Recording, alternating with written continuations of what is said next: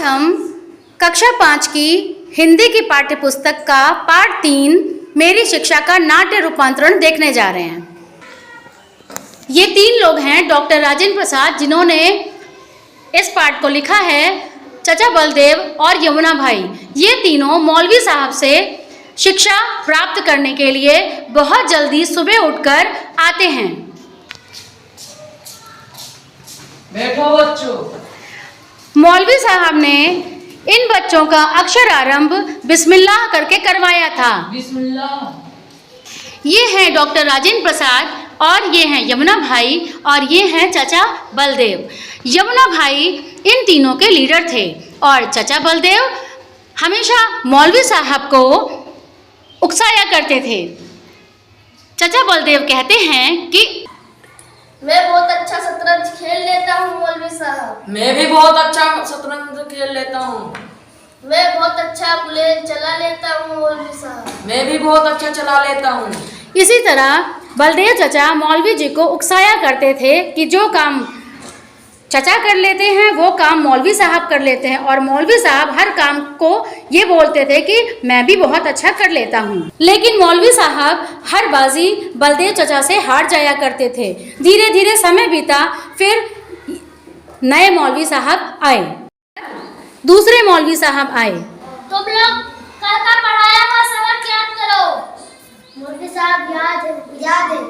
अच्छा ठीक है, जाओ हाथ मुंह धो के अपने घर पे नाश्ता करके आओ। थोड़ी देर में हम लोग फिर से पढ़ेंगे।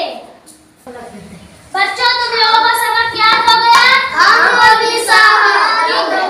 ठीक है, चलो तख्तियां निकालो और मुझे लिख के दिखाओ। इस तरह तख्तियों पे बच्चों को काम करना पड़ता था और मौलवी साहब काम करवाने के बाद आधे घंटे की छुट्टी देते थे।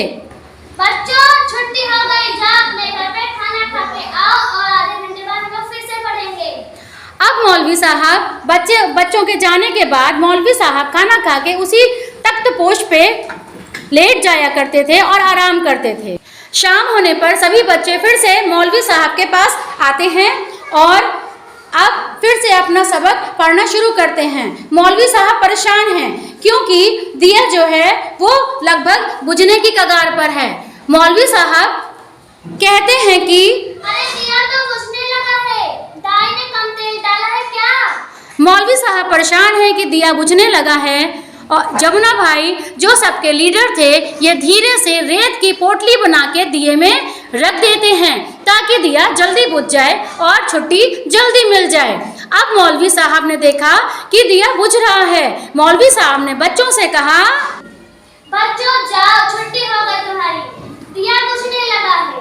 बच्चे बहुत ही खुश हैं क्योंकि जमुना भाई ने रेत की पोटली दिए में डाल दी और दिए का तेल रेत की पोटली ने सोख लिया और इस तरीके से बच्चों की छुट्टी हो गई। और यमुना भाई क्योंकि सबके लीडर थे, इन्होंने बच्चों को पढ़ने से छुटकारा दिला दिया। धन्यवाद।